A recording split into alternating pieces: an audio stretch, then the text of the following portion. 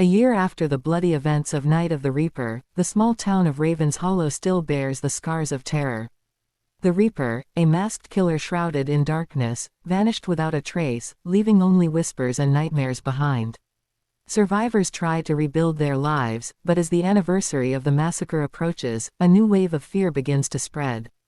The story opens with Emily Carter, the only survivor of the original killings, now living under a new identity in another state. She's plagued by trauma and guilt, convinced the Reaper is still alive.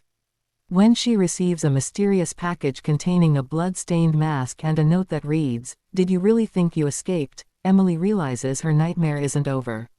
Back in Raven's Hollow, Sheriff Dale Monroe struggles to keep the peace as strange disappearances begin again. Local teens report eerie sightings, a figure in black watching them from the woods, the sound of a scythe scraping against the pavement at night.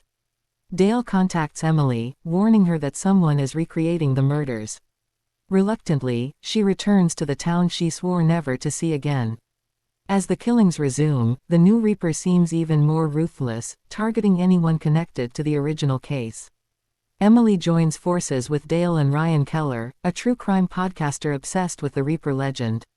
Ryan believes the original killer wasn't working alone, that a cult may have helped carry out the massacre. His theory proves true when they discover a secret group called the Order of the Scythe, who worship death and seek to finish what the Reaper started.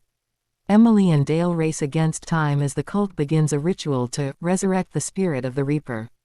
The town descends into chaos, fires, masked figures, and an atmosphere of pure dread.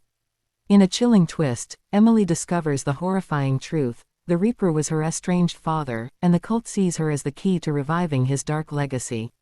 The final act takes place in the ruins of the old Carter farmhouse, where Emily confronts the new Reaper, revealed to be Ryan, who was never investigating the murders but continuing them in his father's name.